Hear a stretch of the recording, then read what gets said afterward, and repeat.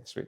So another thing that we would have some level of interest in would be working in the abdominal field. Some people like to say visceral because there's organs there. Well, there's organs in other places, such as your thorax and your face and your neck. But anyways, there's definitely stuff where people focus on the abdomen. There's different ways for getting to where you would want to work on the abdomen.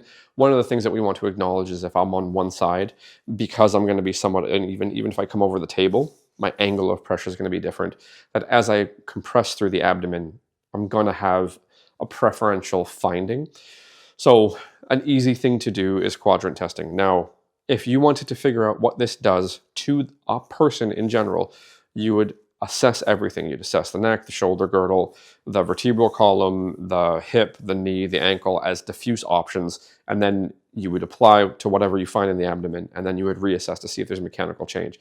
You could also do things like take heart rate and blood pressure for simple experimentation to see if this does anything to proxies for autonomic nervous system function. So if heart rate and blood pressure go up, that would suggest that the sympathetic is activated. If heart rate and blood pressure go down, that would suggest that the parasympathetic is activated. So you can measure these things. It's opportunity for experimentation.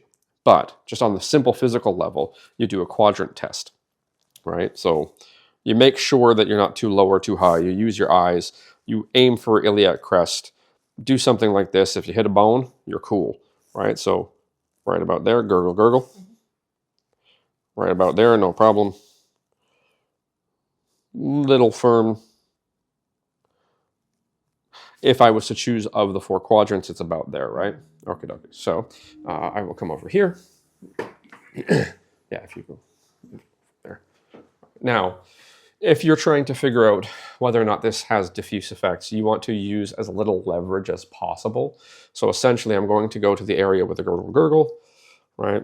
I'm going to have some pressure. I can use the pelvis, but I don't want to do something like that, because if I do something like that and I'm trying to figure out if this has diffuse effects by working on this area, if I do something this far, then I'm a little bit more likely to create vertebral motion meaningfully. So it would impact my ability to trust that the reason that something changed was because I worked on the abdomen. But if I just do this to soften everything, now in the abdomen, it is not smart in any way to put tension on the abdominal wall. One of the rationales there is there could be something going on with the organs that neither the patient nor the practitioner would know. So if you put tension on stuff, you're challenging it mechanically. And if there's something ready to go boom, then it goes boom.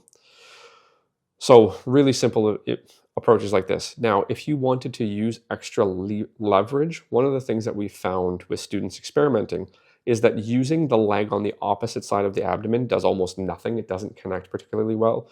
Whereas if we use the leg on the same side, it connects quite well. All right, so we just got a little jump. Now, moving my hand, does that feel a little easier and less likely to make you jump? Yeah. Okay, sorry. So if there's any protective responses, any kind of jumping or discomfort, we change what we're doing because we assume that what we were doing caused some of that discomfort. All right, so it's all kinds of fun. So as she breathes, you'll see the abdomen move above my hand, but ideally my hand shouldn't move a ton. It's going to move, right? Because otherwise I'm just poking her in the abdomen, and that's really not nice, right? Overall, this feels fairly comfortable. Yeah. But, you know, the longer I stay, the weirder it starts to get. Is that fair? Yeah. Okay. So, and there's some things that just depending on the person, they'll be uncomfortable in that region. Come out.